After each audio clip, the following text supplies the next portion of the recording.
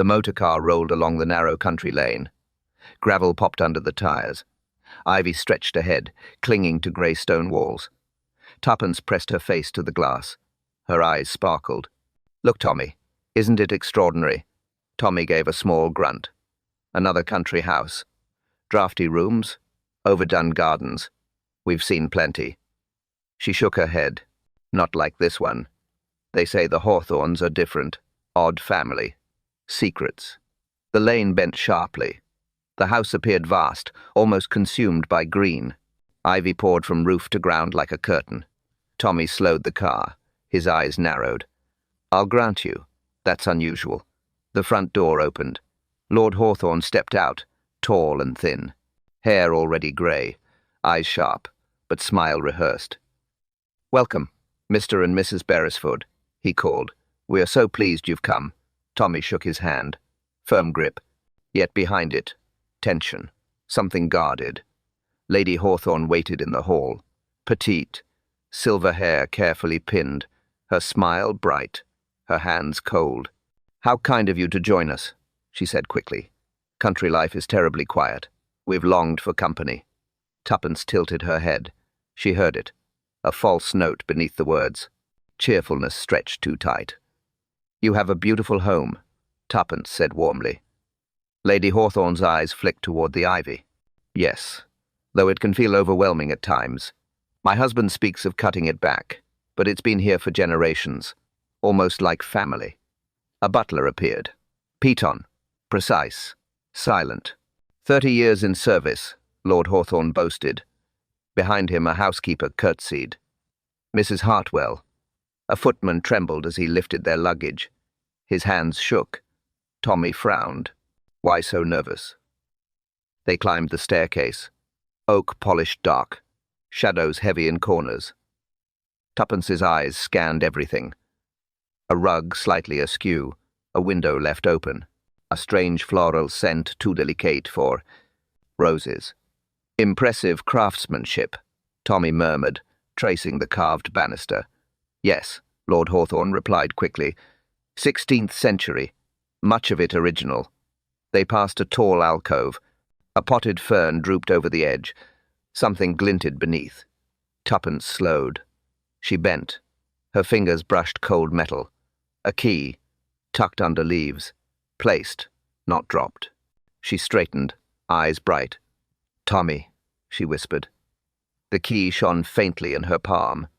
The drawing room glowed with late sunlight, velvet curtains heavy, family portraits staring down from their frames. Tommy and Tuppence settled by the fire. Footsteps. The first guest arrived. Sir Reginald Morton strode in, silver hair, immaculate suit, a man who expected the room to notice. "Reggie," Lord Hawthorn called, warmth in his tone. They shook hands firmly. Sir Reginald's gaze swept the chamber. Quick, calculating. A politician's smile fixed on his lips. He turned toward Tommy and Tuppence. "Ah, the Beresfords. I've heard your names." Voice cultured, smooth. Charm rehearsed. Introductions done, conversation flowed. But Tuppence's eyes narrowed. Something behind his words. When Lord Hawthorn mentioned travels abroad, Sir Reginald dodged. "Business. Tiresome obligations. You know how it is. Too vague, too polished." His smile never reached his eyes. Tuppence leaned closer to Tommy. "Notice how he skates around details?" Tommy nodded slightly. He had noticed. Another guest entered. Miss Clara Fenwick. Young. Mousy brown hair. Dress plain grey. She twisted her hands as she greeted Lady Hawthorn. Nervous. Shy. Her cheeks flushed when introduced. "I did very little to help," she murmured, eyes down, but her gaze flicked upward. Quick, sharp, watching. Tommy caught it. Behind the timidity intelligence. A quiet observer. The Blacks arrived next. Reverend Dr. Black. Mild, round spectacles. Twinkling eyes, gentle humour. Mrs. Black. Formidable, voice brisk.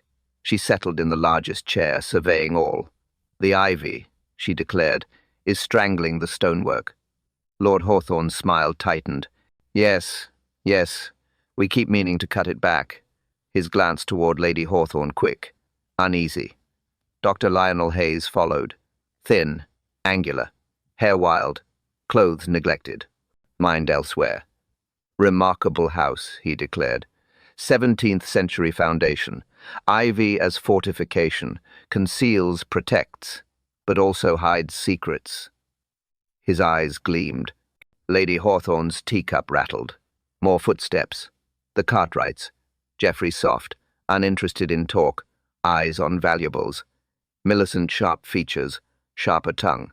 Her comments pricked like pins. The room filled. Voices overlapped. Smiles stretched. But tension seeped through. Tuppence observed. Mrs. Cartwright's pointed remarks about inheritance. Geoffrey's gaze fixed on silver frames. Dr. Hayes bent over portraits, muttering about gaps in history.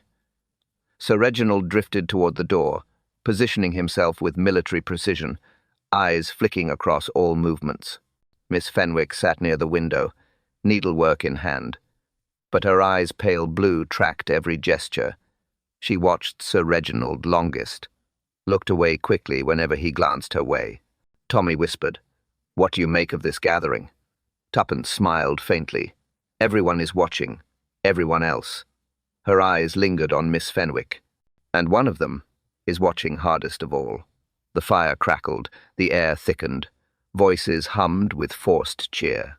Miss Fenwick lifted her gaze once more. Silent, steady. Her pale eyes caught everything. The dressing-table mirror caught Tuppence's reflection. She pinned her hair, humming softly. A knock at the door. Light. Hesitant. "Come in," she called. The footman entered. Young. Nervous. Hands trembling. On a silver tray lay an envelope. "Begging your pardon, ma'am," he stammered. But this was delivered just now, said it was urgent. Tuppence took the letter.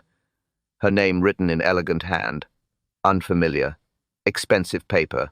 The footman lingered, as if he wanted to say more. But his lips pressed shut. He bowed and hurried out. Tommy stepped from the adjoining room, adjusting his tie. "What's this?" "A letter. For me." She broke the seal. One line only. Her eyes widened. She read aloud. "Some secrets should remain buried beneath the ivy." Silence. The words hung heavy. Tommy frowned, leaning closer. The script elegant, but the strokes disguised, deliberately altered. "Dramatic," he muttered. "Fits the mood of this house."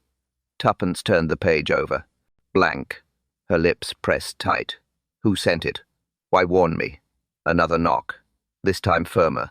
Lady Hawthorne entered. She smiled too quickly. Her eyes flicked to the paper in Tuppence's hand. Her face drained of colour. "Oh, dear heaven," she whispered. She sat heavily in the nearest chair. Tommy moved forward. "Do you know what it means?" Her fingers trembled. "There are matters, old matters. This house has shadows. Certain things my family preferred to keep hidden." Her voice faltered. "Not criminal," she insisted, "but scandals. Secrets that could ruin reputations." "The ivy is specific," she murmured. "There are places on these grounds where things were hidden, meant to remain so." Before Tuppence could press further, voices echoed in the hall. Guests approaching. Lady Hawthorne straightened. Her mask slipped back into place. "Say nothing. Please. Not yet. Allow me to speak with my husband first." Her eyes pleaded. "You are discreet people. I beg your silence." She rose quickly and left, her steps unsteady. Tuppence and Tommy stared at each other, the note still on the tray, the words etched in silence. "Well," Tommy said at last, "that was illuminating. And troubling," Tuppence added softly. She folded the note and slipped it into her bag, her eyes sharp. "Someone here knows the Hawthorne secrets. And now, so do we." The door opened again. Lady Hawthorne reappeared in the drawing-room below, her smile fixed, her hands clenched tight. She glanced at Tuppence once more, her face white as bone. Morning broke clear. Golden sunlight poured through the ivy-framed windows. Patterns of shadow crawled across the carpet. Tommy tugged on his jacket. Perfect weather for a party. Tuppence adjusted her hat. Perfect weather for secrets, too. Downstairs the house bustled. Servants rushed with chairs, tables, trays of gleaming silver, French doors flung open. The garden stretched bright and inviting. Lady Hawthorne appeared in pale blue silk, a basket of flowers in hand, her smile brighter than the day itself, yet her eyes tired. "Good morning," she called cheerfully. "We are blessed with such weather." Tommy bowed lightly. Tuppence offered a smile, but she noticed the glance quick, wary toward the ivy wall. Guests trickled out to the terrace. Sir Reginald first, as always. Compliments smooth, gestures polished. He kissed Lady Hawthorne's hand with perfect gallantry, but his eyes wandered, scanning, measuring, like a man taking inventory. The Cartwrights followed. Geoffrey lumbered toward the tea service. His wife's lips pinched tight as she muttered about the expense of such grounds. Every remark edged with envy. The Reverend Dr. Black dabbed his brow. "Glorious day," he declared. His wife already seated, commanding the servants with brisk authority. Dr. Hayes drifted about like a ghost, notebook in hand. Muttering about medieval fortifications, he pressed his spectacles close to the ivy, tracing its tendrils with fingers like claws. Miss Fenwick arrived last, parasol in hand, dress stove grey, face pale. She placed herself where she could see everything, eyes darting, always watching. The party began. Tea poured, laughter forced, the hum of polite society covering deeper unease. Then it happened. Sir Reginald moved toward the roses climbing the garden wall. His shoe caught. The chair beside him toppled. He stumbled forward, hands snatching at ivy for balance. A sharp sound metal against stone. A flash of sunlight. Something fell among the leaves. Tuppence froze. She saw it. A glint, not leaf. Not thorn. Metal. Sir Reginald straightened quickly. "Terribly sorry," he muttered. His tone clipped, annoyed. He brushed his sleeves as if dust could explain his stumble. Lord Hawthorne appeared at his side in an instant.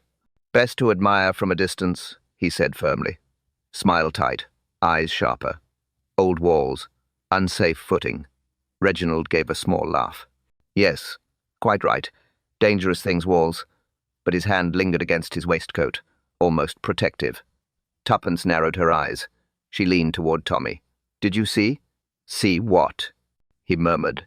"That sparkle, something in the ivy." Before Tommy could reply, the footman clattered a tray, breaking cups. All eyes turned. The moment gone. Lady Hawthorne called for calm. Her laugh thin. "Accidents happen. Please enjoy yourselves." Yet her gaze darted toward the same ivy wall. Flicker of fear, quickly buried. Conversation resumed, but the air had shifted. Every smile a little tighter, every laugh a little sharper. Tuppence's eyes slid back to the vines. Leaves swaying, sunlight glancing. They're hidden in green, still gleaming. Something small, something metallic. She gripped Tommy's arm. Was that jewelry hidden in the vines? The terrace glowed with silver and flowers. Small tables dotted the stone floor, fresh roses in vases. Polished cutlery gleamed. Guests settled. The servants moved quickly, laying salmon, strawberries, chilled wine. Lady Hawthorne fluttered from table to table. Smiles, polite questions, careful cheer. Miss Fenwick sat near the archway, parasol at her side, hands folded neatly in her lap. She ate little. Her eyes flicked often toward the path beyond the garden. Expectant, uneasy. Tommy noticed. He leaned toward Tuppence. "She's waiting for someone." Tuppence nodded. "She knows more than she shows." Sir Reginald stood, plate in hand. "Strawberries," he said with relish. But halfway across the terrace he paused. Eyes narrowed. He stared at Miss Fenwick. "Are you quite well? You look pale." All heads turned. Miss Fenwick's lips parted. No words came. Her hand lifted to her throat. Her chair scraped. She rose halfway, then collapsed. The sound struck sharp against the stone. Gasps, chairs scraping back. Lady Hawthorne cried out, "Fetch a doctor." Dr. Hayes was already moving. Spectacles slipping down his nose, he dropped to her side. "Stand back. Give her air." Tommy crouched beside him, military calm, checking her breathing, weak, uneven, but present. Tuppence scanned the table, her eyes sharp. Details, always details. A handbag spilled beside the fallen chair, a handkerchief, coins, a silver locket. But one thing missing, her brooch. That delicate butterfly brooch Tuppence had admired at breakfast, pinned carefully to her dress. Gone. Tuppence's gaze swept the archway, there half hidden beneath ivy glinting faintly. The brooch, bent pin, torn free. Inside, Dr. Hayes pressed her wrist. Pulse irregular. We must move her indoors. Now. The footman rushed forward, trembling. Geoffrey Cartwright joined, lifting her shoulders. Together they carried her through the French doors. The terrace stilled. Chairs askew. Cups overturned. Whispers hushed. Sir Reginald stood by the ivy, expression unreadable. Millicent Cartwright murmured sharply to her husband. Reverend Black clutched his Bible, muttering prayers under his breath. Tuppence bent. Low. Her fingers brushed Miss Fenwick's table. The cloth shifted. Her water glass toppled. Empty. She froze, whispered to Tommy. Her glass. He looked down, the rim damp. But Miss Fenwick had barely eaten, had barely sipped. Someone had touched it. Someone had tampered. Tuppence's voice tightened. Her glass emptied, though she had barely touched it. The house buzzed with alarm. Servants hurried. Guests whispered. Miss Fenwick lay upstairs, pale under guard. Tommy glanced at Tuppence. Her eyes were already searching. Now, she whispered. He nodded. They slipped from the terrace, down the gravel path, toward the greenhouse. It loomed among the oaks. Glass panes cracked, vines curling, iron ribs rusted, but still strong, a place of neglect. And secrets. The door hung loose. Hinges screeched as Tommy pushed. Inside dust, shadow, and silence. Not flowers, not plants, tables, papers, strange instruments. Tuppence moved quickly. Her fingers brushed ledgers stacked in a corner. Leather cracked with age. Dates, entries, numbers. Household accounts, then something more. A letter slipped free. She read softly. The excavation behind the east wall has revealed findings of considerable significance. Keep all records confidential. She frowned. Excavation? Archaeology? Why hide it? Tommy crouched near a cabinet. Lock splintered. Metal scarred by tools. Forced. Recently. Inside bundles of papers. Tied. Untidy. More letters. Notes. And gaps where items had been taken. Someone's been here already, Tommy muttered. Not careful. Not professional. He lifted a sheet. Numbers crossed with initials. Payments. Large sums. Beside them, words scribbled. Silence assured. Tuppence's eyes sharpened. Blackmail? Or hush money? Tommy said grimly. Whatever was found behind that wall. It frightened someone. She turned another page. A map. Lines drawn around the page end. Garden's east edge. Arrows marked near the ivy wall. Her pulse quickened. It all connects back to the ivy. Tommy closed the cabinet sharply. We've seen enough for now. Someone could... A sound. Gravel crunching outside. Steps approaching. Steady. Confident. Tuppence's eyes widened. They froze. The door creaked. A shadow cut across the glass. Tall. Straight. A hand on the frame. Sir Reginald stepped inside, his eyes swept the greenhouse. Cold. Sharp. Too sharp for politeness. Well, he said smoothly, it seems I'm not the only one curious about this place. Afternoon shadows stretched long. The gardens lay quiet. Most guests lingered indoors, voices low. Tommy and Tuppence walked casually side by side, but their pace quickened once out of sight, toward the far wall, toward the thickest ivy. This section, Tuppence whispered. It doesn't match the rest. Tommy studied the stone. Uneven blocks. Patches of soil disturbed. Someone's been digging. They pulled at the vines. Leaves scratched. Stems tearing. Slowly a recess appeared. Narrow. Hidden. Inside lay objects. Deliberately placed. Not lost. Stored. Tuppence reached in first. Her fingers brushed metal. She drew out a locket. Gold. Ornate. Dust clinging, but valuable. Next, a ribbon. Blue silk. Torn. The same color she had found on a rosebush earlier. Her eyes flashed. Proof. It ties together. Tommy pulled a small book from the alcove. Leather cover. Edges frayed, but well kept. He opened it. Lines of neat script. Dates. Initials. Figures. Large sums of money. Tuppence leaned closer. Her voice dropped. These are not ordinary accounts.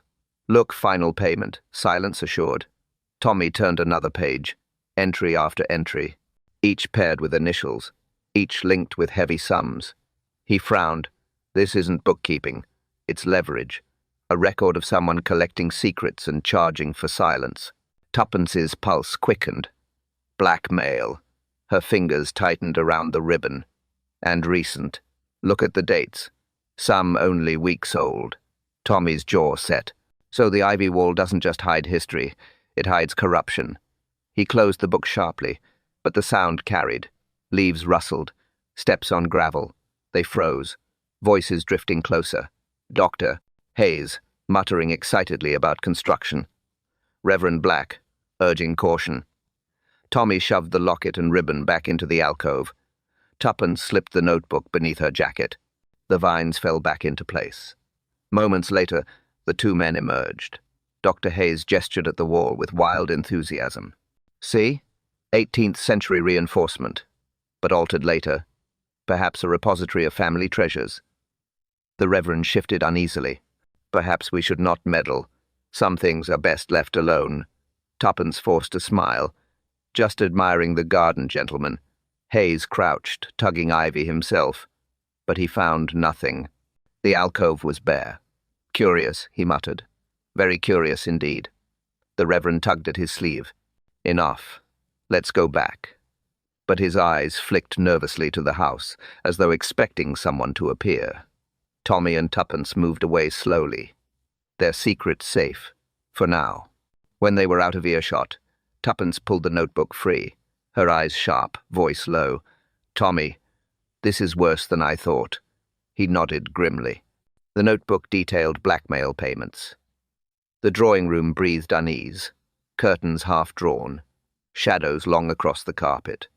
Tea service gleamed untouched on the low table. Guests sat stiff.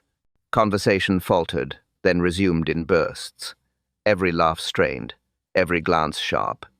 Lady Hawthorne tried. She poured tea, her hands steady only by force. Milk? Sugar? Such a comfort, after the shock. Her words fluttered, desperate for normalcy. No one answered at once. Finally, Mrs. Black spoke, briskly. Yes, dear, milk.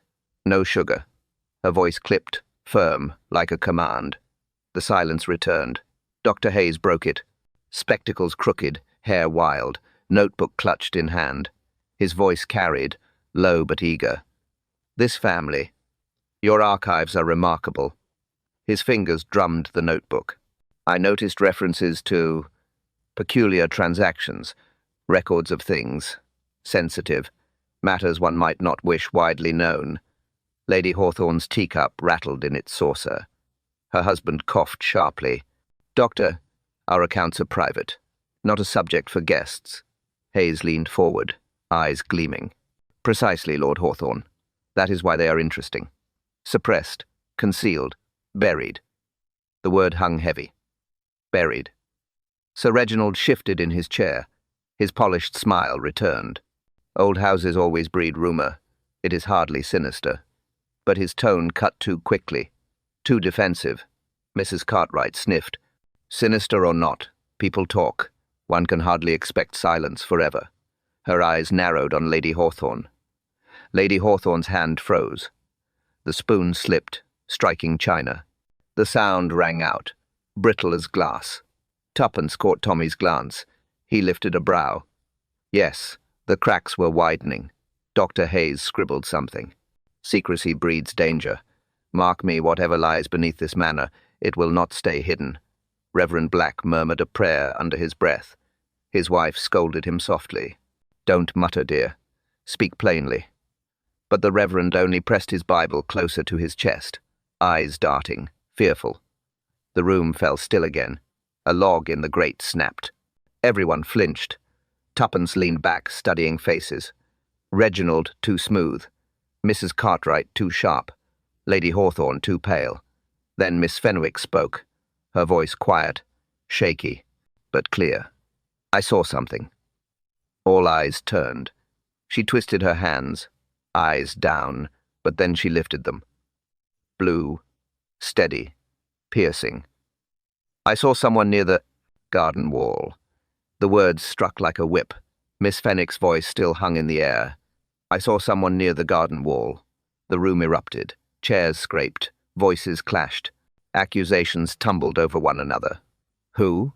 Sir Reginald demanded, his voice sharp, cutting. "Name them." Lady Hawthorne clutched her pearls. "My dear, you mustn't. This is dangerous talk." Mrs. Cartwright sneered. "Dangerous or true?" Her eyes gleamed with relish. "Go on, girl. Tell us." Miss Fenwick shrank for a moment. Her lips trembled, but her eyes held firm. "I only saw a figure, near the ivy wall, moving quickly, bending low." Dr. Hayes nearly dropped his notebook. "The wall, of course. I knew it. Something hidden there." The Reverend shifted uncomfortably. Perhaps it was merely a servant. Sir Reginald's smile returned, too polished. Or perhaps imagination. Young women are prone to fancy. Tuppence cut in. "Yet someone was seen. That is fact." Tommy's gaze swept the room, every face tense, every hand restless. The footman entered with a tray, but his shoes left a faint trail of soil on the carpet. All eyes followed. Geoffrey Cartwright cursed. Clumsy fool. But as he rose, Tommy noticed. Geoffrey's own hands, caked faintly with dirt, fingernails rimmed brown. Tuppence's voice cut through the silence. "Mr. Cartwright, you've been in the garden?" He froze. Eyes darted. His wife spoke first. "Geoffrey was with me. We dined together, "No," Tuppence pressed, her gaze sharp. "That soil isn't from luncheon. It's fresh, dark, from digging." Geoffrey's face flushed crimson. His mouth opened, then snapped shut. Anger surged. "I stepped outside, needed air, walked near the east wall." "Walked?" Tommy asked coolly. "Or dug?" The room fell into stunned silence. Dr. Hayes scribbled furiously, muttering, Yes, digging, disturbance evidence, proof." Mrs. Black's voice sliced across him. "This is outrageous. Speak plainly, man. Where were you?" Geoffrey's fists clenched. His wife grabbed his arm. "Don't answer. You owe them nothing." But the silence betrayed him. The dirt told its own story. Lady Hawthorne swayed, gripping the mantel. Her voice cracked. "What were you looking for?" Geoffrey's jaw worked. No reply. Tuppence glanced at Tommy. Her eyes said it all. They had seen men like this before. Cornered, angry, hiding something. Tommy stepped closer. "You weren't just walking. And it wasn't daylight, was it?" Geoffrey's eyes flickered. Down, away, caught. Tuppence's whisper sliced through the quiet. But why was he digging with a spade at night? The room simmered after Geoffrey's silence. Eyes darted. Tension pressed like weight against the air. Then a cough. Thin. Nervous. Reverend Black. He dabbed his forehead with a handkerchief. Sweat glistened along his brow. His voice trembled as he spoke. "Perhaps we should reflect before we accuse. Tempers are high. Words dangerous." His wife snapped. "Nonsense, Bernard. Truth must out. Speak clearly." The Reverend shifted. He gripped his Bible tighter, his knuckles white. He faltered, eyes flicking toward the chapel visible through the window. Stone walls, ivy creeping up the side. A small bell above the arch. Tuppence caught the look. She leaned closer to Tommy. "He's hiding something." Tommy nodded grimly. Sir Reginald pressed. "Well, Reverend, you clearly have thoughts. Out with them." Black swallowed hard. "I may have overheard something." The room stilled, every gaze fixed on him. "Last night, near the chapel. I often walk there to pray. Quiet air, cooler ground. Helps me think." His hands twisted the handkerchief. I heard voices. Low. Urgent. 2, perhaps 3. Words unclear, but one phrase distinct. He hesitated. All leaned in. What phrase? Tuppence asked softly. His eyes closed briefly, then opened, haunted. They said, "The wall must not be touched." Not yet. The silence deepened. "Doctor." Hayes scribbled madly, his eyes blazing. "Confirmation." I knew there was significance behind that wall. Lady Hawthorne gasped faintly. Lord Hawthorne barked. Nonsense. Imaginations fed by shadows. But his face had gone pale. Mrs. Cartwright sneered. So there it is. Secrets whispered in the dark. What else, Reverend? The Reverend shifted again, lowered his eyes, voice breaking. There were footsteps after, moving quickly. I hid myself by the chapel doors, and I heard one more thing. Tommy leaned closer. What? Black's lips trembled. His hand pressed the Bible to his chest as though shielding himself. A laugh, short, bitter, and words I cannot forget. He lowered his voice, barely more than a whisper. Not all sins stay buried, he muttered. The guests drifted into uneasy clusters. Whispers circled. Eyes followed Reverend Black as he sank into his chair, pale and shaken. But Tommy's gaze shifted elsewhere, toward the servants' door. The footman, Jenkins, the nervous one, hands trembling since their arrival. Tuppence noticed too. She touched Tommy's sleeve. He knows more than he should. Then let's find out, Tommy murmured. They excused themselves from the drawing room, through the hall, past the portraits, into the service corridor. Jenkins stood near the pantry, a tray balanced poorly. At the sight of them, he stiffened, eyes wide, almost bolted. Not so fast, Tommy said evenly. Put that down. The tray rattled as Jenkins obeyed. He licked his lips. Sir? Ma'am? Tuppence stepped closer, her voice gentle, but firm. You've been carrying more than trays today, Jenkins, haven't you? His mouth opened, closed, his hands twisted at his sides. Tommy's tone hardened. We've seen your shoes. Mud on the carpet. Fresh earth. Where were you digging? Jenkins swallowed. He glanced down the corridor, then back at them. His voice cracked. I didn't mean harm. Honest. I was only following orders. Whose orders? Tuppence pressed. He shook his head quickly. Can't say. Not safe. But I found things, buried by the east wall, under the ivy. Tommy leaned in. What things? Jenkins wiped sweat from his brow. A box first. Wooden. Inside papers. Old letters. Tied with ribbon. Talking about a discovery. A secret one. They said it must be kept hidden. Tuppence's eyes narrowed. The same discovery we've heard whispers about. Jenkins nodded miserably. There was more. Trinkets. A ring. A locket. All hidden with the letters. Tommy's voice sharpened. And what did you do with them? I gave them over, Jenkins whispered. Like I was told. I didn't dare keep anything. Not in this house. Tuppence caught the slip. Her eyes locked on his. Not everything. You said you found a box. Letters, trinkets, and... Jenkins flinched. His lips trembled. His eyes darted to the floor. One thing wasn't there when I dug it up. Tommy's eyes narrowed. What do you mean? Jenkins's voice dropped to a whisper. Someone had been there before me. They took something. Something important. I don't know what. But the space was empty.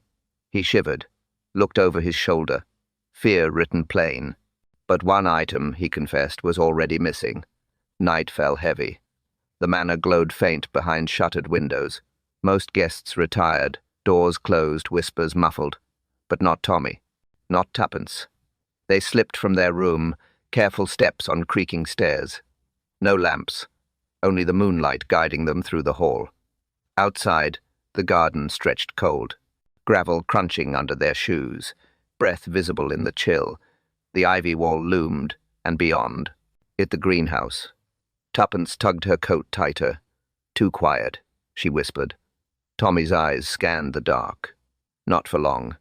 The greenhouse rose out of shadow, glass panes dull. Iron frame black against the sky. Its door hung half open. Tommy motioned for silence. They crept closer. The faint glow of a lantern flickered inside. Then voices. Low. Urgent. 2, maybe 3. The words muffled by glass but sharp in tone. Dangerous. Should have burned them. The wall too soon. Tuppence's heart quickened. She leaned nearer. Tommy steadied her with a hand. The argument flared louder. A man's growl. Foolish to wait. If anyone finds the papers. A second voice hissed. Keep your voice down. You'll wake the house. Tommy's jaw tightened. They're speaking of the letters, he whispered. Tuppence nodded, eyes fixed on the light. A crash echoed. Glass shattered inside. The lantern wobbled. Someone cursed. Tommy pushed the door an inch. Cold air spilled out. He glimpsed Shadow's dark shapes bent over the work table, hands rifling through stacks. Another voice joined in. Low, smooth, familiar. Sir Reginald. We must remove them tonight, he said flatly. If discovered, it's ruin for all of us. Tuppence's breath caught. So he was involved. Not polished innocence, but conspiracy. Suddenly, the voices dropped. A silence. Then movement. Boots scuffing the floor. The lantern dimmed. One figure moved quickly toward the door. Tommy pulled Tuppence back, deeper into shadow. The hinges groaned. The door opened wider. A shadow slipped out. Tall, straight. A bundle clutched tight beneath an arm. The figure glanced once toward the manor, then vanished into the night. Morning crept into the manor. The house felt strained. Servants hushed. Guests avoided one another in corridors. Tommy and Tuppence sat in the library. Books lined the walls. Dust clung thick to the shelves. But the ledger on the desk was not dusty. It had been used. Recently. Tommy opened it. Leather cracked. Ink faded in places, but most entries were clear. Payments. Dates. Initials written neatly beside figures. Tuppence leaned in. Her finger traced the lines. Look at this. Each month, a different set of initials, and the amounts far too large for household business. Tommy frowned. Not wages, not suppliers, something else. Hush money, perhaps. She turned the page, stopped. Her eyes widened. A jagged edge. One page torn clean out. The ledger leapt in meaning. Incomplete. Damaged. Someone had ripped evidence away. Tuppence's voice dropped. Whatever was here, whoever was named, it was dangerous enough to hide. They scanned the remaining entries. Initials leapt out. RMCJLH names disguised, but not well enough. Guests, Tommy muttered. He glanced toward the door. Every one of these letters could match someone in this house. Tuppence nodded slowly. And the sums are consistent with blackmail. Silence in exchange for coin. The fire in the grate crackled. The sound seemed too loud in the silence. Tuppence closed the book sharply. We need the missing page. Without it, we can't prove who's paying or who's collecting. A floorboard creaked outside. Tommy strode to the door, opened it. Empty. But the air carried a draught. Someone had been listening. Later, in the afternoon hush, Tuppence returned alone. Her instincts pushed her back to the library. She searched drawers, cabinets, even behind stacked journals. Nothing. She was about to give up when her eyes fell on the desk. Polished oak. Neat. Too neat. One drawer stuck slightly. She tugged. It opened with a snap. Inside loose papers, notes, receipts, and something folded carefully, tucked under a sheaf of invitations. She drew it out. Her breath caught. The same parchment, same ink, the missing sheet. She unfolded it with shaking hands. The page filled with names. Initials fully written this time. Amounts higher than any before. Her eyes flew wide. Lady Hawthorne's desk. Lady Hawthorne's hiding place. Tommy entered just then. Saw her expression. What is it? Tuppence held the page aloft. The missing page was found in Lady Hawthorne's desk. Dinner stretched long. Candles flickered. Silver gleamed. But conversation cut sharper than knives. Lady Hawthorne tried. She spoke of weather, of neighbours, of roses blooming late this year. No one cared. Mrs. Cartwright sipped her wine, eyes cold. Her husband pushed food about his plate, silent. Dr. Hayes muttered about stonework and burial chambers. The Reverend dabbed sweat, praying under his breath. Then Sir Reginald spoke. Smooth. Confident. Too smooth. Last evening, he said lightly, I retired early. A man must keep his strength. He smiled at Tuppence. Rest is the best defense against fatigue, don't you agree? Tuppence's brows arched. Indeed. But the staff say otherwise. You were in the library well past midnight. The smile slipped. Only for a breath. Then it returned, polished again. Research. Harmless reading. Surely no crime. Tommy cut in. Strange, then, that Miss Fenwick reported a figure outside. At that very hour. Silence. Fawkes stilled, eyes fixed on Sir Reginald. He chuckled. Thin. Coincidence. Nothing more. But his hand tightened around the stem of his glass. Dr. Hayes leaned forward, eyes gleaming. Yes, yes, the wall, the secrets. Who was at the wall if not you, Sir Reginald? Reginald's face hardened. I told you. I was reading. Tuppence's voice sharpened. In the library. Alone? He hesitated. A pause too long. Not alone. The butler entered. Briefly. To fetch logs for the fire. Tommy's eyes narrowed. But Peaton swore he went to bed at 10, and never rose again. Gasps. Lady. Hawthorne's hand flew to her mouth. Mrs. Black muttered. Caught out. Sir Reginald's jaw clenched. You question me on trifles. I am not on trial. Not yet, Tommy said flatly. Miss Fenwick's voice broke the silence. Quiet, but steady. I saw someone. By the garden wall. It was not Sir Reginald. Every head turned, her hands twisted in her lap. Her eyes fixed on the table. Tommy leaned forward. Then who? She raised her gaze. Pale, piercing. I could not see clearly. But the figure moved quickly. Tall. Lean.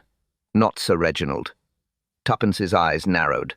If he was in the library, who was outside with Miss Fenwick? The manor slept. Candles guttered out. Corridors silent. Only the groan of old beams carried in the dark. Then a scream. Sharp. Piercing. It tore through the hallways, shattering the hush. Doors flung open. Feet pounded along the boards. Guests spilled into the corridor, faces pale, voices frantic. What was that? Mrs. Cartwright cried. Where did it come from? Another scream. Fainter. From upstairs. Tuppence grabbed Tommy's arm. Quick this way. They rushed to the landing. Servants already gathered, lanterns raised high. Light wavered, shadows twisted. The sound led them to the east wing. Miss Fenwick's room. The door stood ajar. Curtains whipped in the wind. A window wide open. Lady Hawthorne clutched the doorframe. Her voice shook. Oh, merciful heavens. Tommy strode inside. Floorboards damp. Footprints marked in mud, trailing from the sill to the bed. Miss Fenwick huddled in the corner, face white, breath ragged. Her hands clutched her nightdress. I woke someone was here, I swear it. Tuppence knelt beside her. Steady now. Tell us, what happened? Her words tumbled out. The window rattled. I thought it the storm. Then I saw hands pulling it open. A figure climbed through. Her voice broke. I screamed. They fled. Tommy examined the sill. Splintered wood. Latch broken clean, forced open. He pointed at the footprints. Heavy, deep. Too large for a servant. Too heavy for a child. Someone strong. Dr. Hayes burst in, spectacles askew. Is she safe? Is she harmed? His eyes darted to the floor. He crouched over the prints with fascination. Ah, perfect evidence. A man's stride. Urgent. Intentional. Sir Reginald pushed past. This is outrageous. An attack under this very roof. But his protest rang hollow. His eyes flicked nervously toward the broken latch. Mrs. Black raised her hands. Enough talk. Secure the house. Lock every door. Lady Hawthorne trembled. Yes, yes, we must. But her eyes lingered on the footprints, as though she recognized them. Tommy exchanged a look with Tuppence. A message passed silently. This was no accident, no coincidence. He straightened, his voice calm but firm. Whoever it was, they came for something, or someone. Tuppence's eyes shifted back to Miss Fenwick, her pale face, her shaking hands, her whisper barely audible. They wanted me. Tommy spoke the truth aloud. Someone had tried to reach Miss Fenwick's room. The house remained restless. Guests whispered behind closed doors. Servants hurried with lowered eyes. Fear clung to the walls. Tommy paced the library. Tuppence sat, arms folded, watching him. Her brow arched. "You've thought of something?" He stopped. Nodded. "We can't wait for another attempt. We need to draw them out." "A trap," Tuppence said simply. Her lips curved in a faint smile. "Go on, then." Tommy leaned over the desk. He unfolded the torn ledger page, the one they had found in Lady Hawthorne's drawer. The intruder was looking for records. Proof. Blackmail ledgers. If they think more pages exist, they'll come again. Tuppence's eyes brightened. "And where do we leave this supposed proof?" Tommy's answer came at once. "The greenhouse. It's already tied to their secret meetings. They'll search it again. Later, under cover of night, they moved. Lantern dim, steps silent on the gravel path. The greenhouse loomed, glass panels dark, air heavy with damp earth. Tommy knelt by the work table. He slipped a folded sheet beneath a loose plank. Not real evidence, a decoy. Ink strokes just convincing enough. Tuppence watched the door, her ears sharp, her voice low. "And if they catch us planting it?" Tommy straightened. "Then we improvise." They left quietly. No trace of their presence. Back in the manor, they waited. Midnight crept slow. The house stilled. One by one, lamps snuffed out. The corridors silent. Tommy checked his watch. 5 minutes to 12. He and Tuppence slipped once more into the shadows. Through the hall. Out into the night. The air was cold, sharp. Clouds masked the moon. They crept near the greenhouse, keeping to hedges, hidden in dark. Inside, the faint glow of a lantern sparked. A figure entered, hunched, quick. Gloved hands reached for the work table. The plank shifted. The false sheet appeared. The intruder snatched at it greedily. Tuppence's hand tightened on Tommy's arm. Her whisper cut the silence. At midnight, someone reached for it.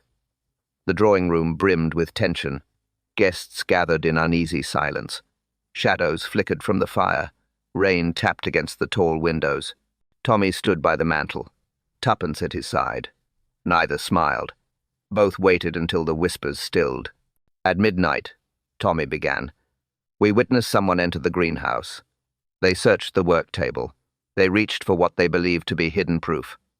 Gasps. Faces turned quickly. Sir Reginald's jaw tightened. Dr. Hayes scribbled in his notebook, muttering, knew it all along." Tuppence stepped forward, her voice steady, sharp. "We have found more than one hidden thing in this house. Trinkets buried in ivy, letters in soil, payments listed in ledgers, all pointing to silence purchased, silence enforced." She drew the ribbon from her bag. Blue silk, torn, held it high. This was found near the alcove, a trace of someone in too much haste. Then the locket, shining faintly in the firelight, hidden with the ribbon, a token of value, kept for leverage. Finally, the torn ledger page. Tommy laid it on the table. Dates, initials, sums of money. "Every guest here," he said evenly, "has reason to fear exposure. But only one among you has gone further. To threaten, to poison, to dig in the night." Miss Fenwick shifted in her chair. Her pale eyes darted to the fire, then back to Tommy. Mrs. Cartwright muttered something sharp under her breath. Geoffrey glowered, fists clenched tight. Sir Reginald laughed coldly. "Speculation. You weave shadows into rope. Nothing binds." Tommy ignored him. "Contradictions tell more than words. Sir Reginald claims he was in the library until midnight, yet the butler swore he retired early. Someone is lying." Murmurs rippled. Lady Hawthorne trembled. Her husband's hand tightened on hers. Tuppence moved closer to the guests. her eyes hard. "Geoffrey Cartwright, your hands bore soil. You denied digging, yet fresh footprints trailed beneath Miss Fenwick's window." Geoffrey lurched forward. "I only—" His wife silenced him with a hiss. "Say nothing." The Reverend shifted uneasily. Sweat glistened. He clutched his Bible tighter.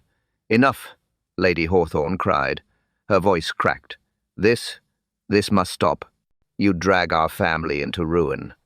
Tommy's gaze fixed on her. "You hold part of the truth. The ledger's missing page was found in your desk."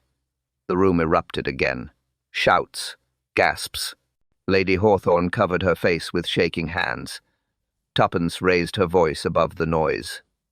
"One by one, secrets have spilled, but the greatest secret still hides." She let the words hang. The fire hissed. The storm rattled the windows. Her eyes swept the circle of faces. Cold.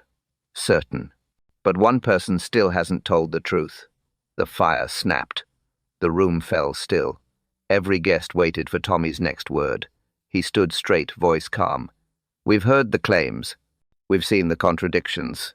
Now we must face the truth." Eyes flicked nervously. Sir Reginald's smile trembled. Geoffrey Cartwright's fists clenched. Lady Hawthorne wept softly into her handkerchief. Tuppence laid the ledger page flat. Her finger tapped the ink. "These initials trace back to each of you. Some of you paid to bury old mistakes, affairs, debts, scandals. But not all of you took money. Someone collected it." Dr. Hayes leaned forward, breath quick. Yes. The collector." "Who?" Tommy's gaze swept the room. He let the silence stretch. Then he spoke. "The one you least suspect. The quiet one. The observer. The girl who always watched." Gasps broke out. Miss Fenwick's eyes widened. Her lips parted. "I? No, you must be wrong." But Tommy pressed on. "Your shyness is a mask. You notice everything. You move unseen. You placed yourself near the wall, the window, the garden, always watching." Tuppence stepped closer. "You collapsed at lunch. Convenient." Attention shifted. But the missing brooch, the emptied glass, it was staged. A ploy to confuse. Miss Fenwick's face flushed. Her hands twisted in her lap. "You've no proof." Tommy's voice sharpened. "The ledger is proof. Entries signed with your own initials. Clara Fenwick. Payments received. And the ribbon blue silk from your dress torn the night you searched the alcove." Silence deepened. Mrs. Cartwright gasped. Sir Reginald muttered a curse. The Reverend shut his eyes, whispering a prayer. Dr. Hayes scribbled furiously, eyes alight. "Ingenious. The meek one, always overlooked. Yes, it fits. It all fits." Miss Fenwick rose suddenly. Her chair scraped back. She shook her head. "You don't understand. I did what I must. They owed me. They all owed me." Her voice cracked, but her eyes blazed. "They used me, laughed at me. I took what they feared most. Their secrets, their shame. Why should I not profit?" Lady Hawthorne sobbed aloud. "You brought ruin on us all." Miss Fenwick's breath came hard. Her gaze darted to the door. Her hands clenched. She took a step back. Tommy moved quickly, blocking her path. "Don't." Her chest heaved. She glanced once at the others, faces frozen, horrified. Then she turned sharply. She reached for the door, then froze. The silence cracked. Miss Fenwick's hand gripped the doorknob. Her chest rose, fell. Eyes darted. Every guest stared, frozen. Then she moved. The door flung open. She bolted into the corridor, skirts whipping, shoes striking wood. Gasps rang out behind her. Tommy lunged, missed by an inch.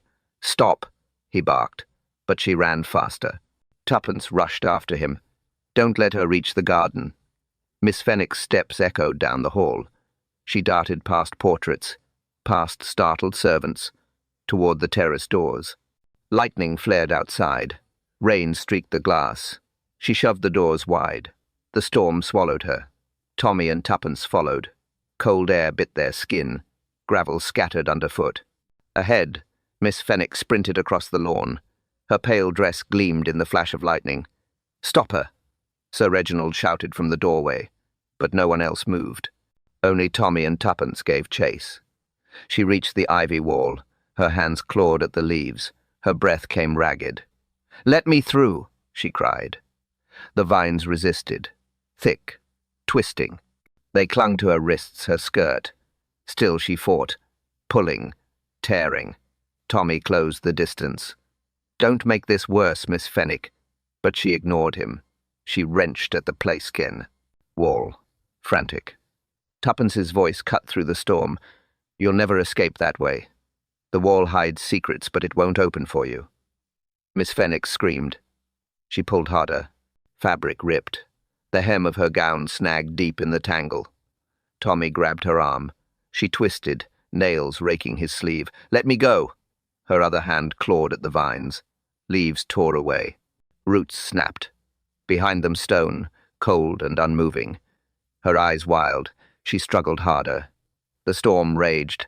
Thunder rolled. Rain lashed across their faces. But the ivy held fast. It wrapped tighter as she fought. Each movement bound her deeper. Tuppence stepped closer, breath unsteady. There's no escape. Not now. Not ever. Miss Fenwick shrieked again. Her voice broke, high and ragged. She thrashed, desperate. The vines tore at her dress as she screamed. The storm passed. The house lay quiet again. Lanterns burned low in the corridors. Guests gathered in uneasy silence. Miss Fenwick was taken upstairs, her wrists bound, her face pale, streaked with rain. No one spoke as the servants led her away. Lady Hawthorne sat slumped in a chair, her husband at her side, eyes hollow, the ledger page still on the table between them. Sir Reginald stared into the fire, lips pressed tight. The Cartwrights huddled together, whispering sharp words. The Reverend clutched his Bible, rocking gently, as though in prayer. Dr. Hayes scribbled notes even now, muttering about case studies and human frailty. But the tension slowly ebbed. The danger had broken, the culprit revealed, the secrets forced into light. Tommy poured a glass of brandy. He handed it to Tuppence. She took it, eyes still sharp. "Well," she said softly, "it's finished." Tommy shook his head.